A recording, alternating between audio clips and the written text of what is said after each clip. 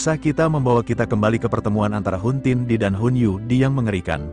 Dalam cengkeraman amarah yang tak terkendali, Hun Tian Di mendidih dengan kemarahan yang membakar saat dia mengetahui bahwa jantung Bodhisattva telah jatuh ke tangan Xiao Yan yang lancang. Murka Hun Tian tidak mengenal batas, dan Hun Yu yang malang merasakan beban penuh dari kemarahannya yang mengerikan, disiksa tanpa ampun atas kegagalannya yang tak termaafkan.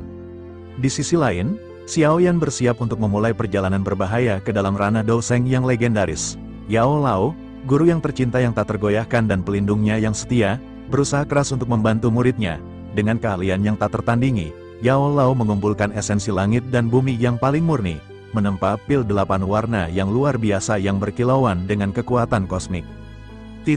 Dalam momen yang lucu namun berbahaya, Xiao yang nakal, yang didorong oleh rasa ingin tahu yang tak terkendali dan semangat masa kecilnya yang tak terkendali, menyelinap pergi dengan pil yang didambakan. Murka Medusa meletus seperti gunung berapi yang aktif. Namun Yao Lao, dengan kebijaksanaan dan ketenangannya yang tak tergoyahkan, turun tangan, memohon padanya untuk menenangkan amarahnya yang membara, mengingatkannya bahwa Xiao hanyalah seorang anak kecil. Di tengah kekacauan dan emosi yang bergolak, Xiao Yan mempersembahkan hadiah yang luar biasa kepada gurunya, sebuah botol giok yang memegang rahasia. Di dalam wadah yang berkilauan itu terletak jiwa Han Peng yang berbahaya, seorang pengkhianat yang telah mengkhianati kepercayaan Yao Lao dan menodai ajaran-ajarannya dengan pengkhianatan yang keji. Mata Yao Lao melebar karena terkejut dan sakit hati yang menusuk saat dia menghadapi pengkhianatan muridnya yang dulu, pengkhianatan yang mengancam akan meruntuhkan dunianya. Dengan tangan yang gemetar, dia membuka botol giok itu, membebaskan jiwa Han Peng dari penahanan paksa.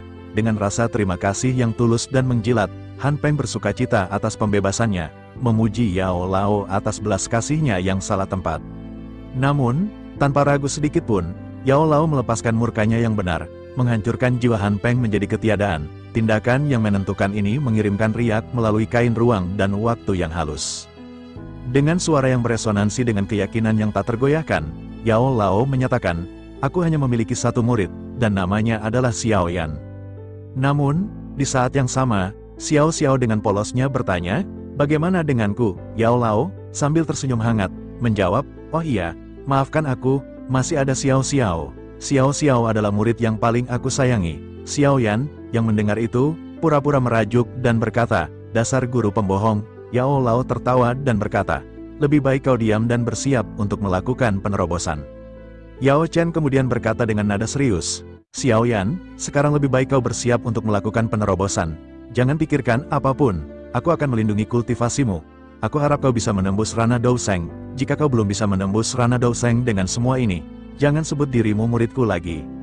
Xiao Yan, dengan penuh keyakinan, menunjuk ke gua dan berkata, "Tenang saja, guru, saat aku keluar, aku pasti sudah menjadi seorang Douseng. Semuanya, jaga diri kalian."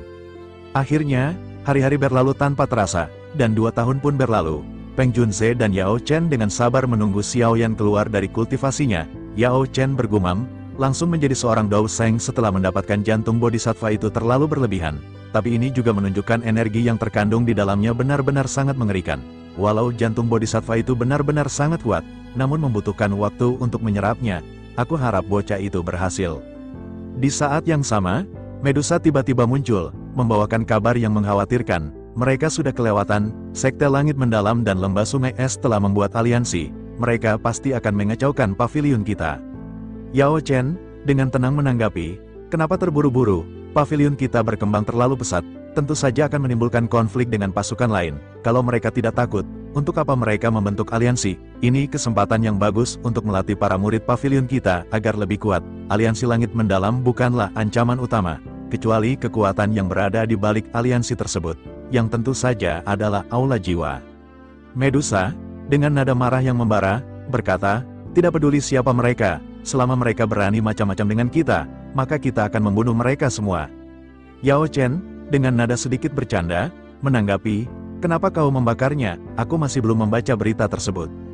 Peng Junze, dengan nada khawatir, bertanya, "Karena alam roh tiba-tiba tertutup sejak 3 tahun lalu, belum pernah ada kabar lagi dari klan roh.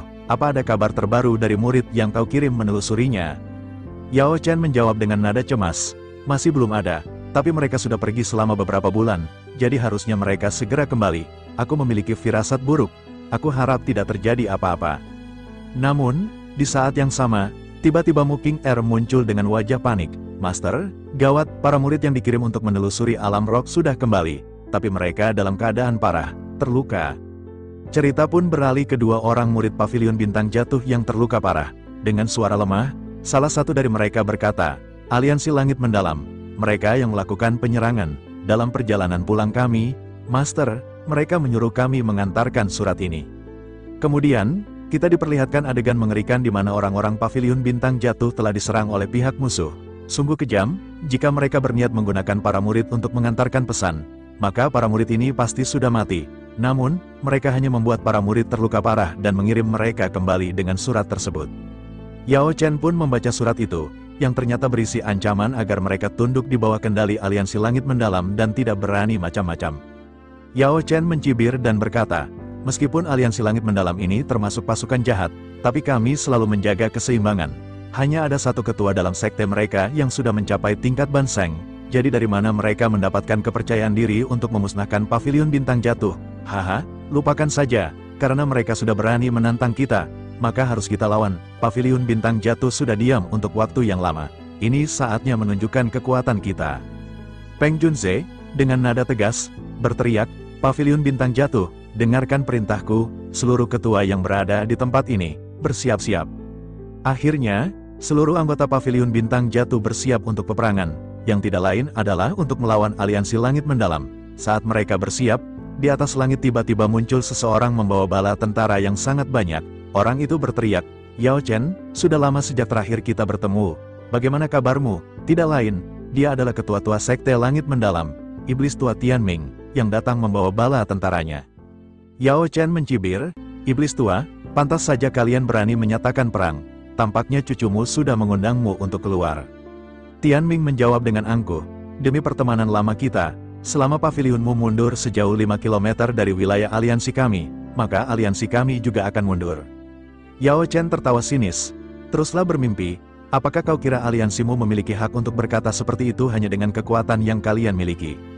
Namun, tiba-tiba sebuah suara gelap muncul, diikuti tawa yang menggema, "Hahaha, bagaimana kalau kami juga ditambahkan?" Yao Chen terkejut, "Kita bertemu lagi." Ternyata, Ketua Guyao juga muncul di sana, dan tidak hanya itu, ada satu lagi yang tidak lain adalah Tianjun ketiga, Su Wu. Yao Chen menyipitkan mata, "Aula jiwa, ternyata kalian dalang dari semua ini. Aku memang sudah menduga hal ini." Xiao Yixian, dokter peri kecil, yang melihat kemunculan dua Banseng, sangat terkejut. Dua Banseng lagi muncul, gumamnya. Tianming tertawa dan berkata, "Jadi bagaimana, Yao Chen, ada 3 Banseng di pihak kami? Apa kau masih punya kesempatan untuk menang? Kalau kau tunduk pada aliansi kami mungkin bisa mengampuni nyawamu." Hahaha. Yao Chen meludah dengan jijik, "Maaf, tapi tidak seperti dirimu. Aku tidak ingin menjadi anjing peliharaan aula jiwa. Kau, bocah picik, pantas menjadi bawahan aula jiwa." Yao Chen berteriak, "Paviliun Bintang Jatuh, bersiap." Akhirnya, peperangan besar pun tidak terhindarkan. Yao Chen memimpin bala tentara Paviliun Bintang Jatuh melawan sekte langit mendalam. Gu Yao menyeringai dan berkata, "Yao Chen, di mana murid kecilmu itu? Kenapa dia tidak keluar untuk mati bersamamu hari ini?" Yao Chen membalas dengan geram, "Hentikan omong kosongmu itu, kalahkan aku terlebih dahulu sebelum melawan muridku." Di sisi lain, ternyata Peng Junze tidak ikut berperang. Dia menjaga Xiao Xiao. Xiao Xiao yang melihat hal ini pun menjadi gemetar. Ada 3 orang Banseng yang kuat di sana. Sungguh tercela bagaimana mereka menyerang kakek Yao Chen bersama-sama. Apakah aku harus menjadi seorang Daudi dan membantu kakek Yao Chen? Peng Junze menenangkan Xiao Xiao. "Jangan gugup, hari ini tugasmu adalah yang terpenting. Kita harus menjaga ayahmu. Semoga dia berhasil menjaga." Xiao Xiao, dengan tekad membara, berkata, "Baik, aku akan menjaga ayah. Aku akan melindungi ayah sebaik mungkin. Ibu dan kakek Yao Chen, pasti mereka akan berjuang di sana dan mereka pasti akan baik-baik saja. Kan, mereka pasti bisa menyingkirkan orang-orang jahat itu." Peng Junze hanya bisa mengeratkan tinjunya sampai berdarah. "Jangan khawatir, Xiao Xiao, semuanya pasti baik-baik saja," ucapnya berusaha menenangkan. Namun, dalam hatinya, dia tidak tahu apakah Yao Chen mampu melawan 3 orang Banseng sekaligus.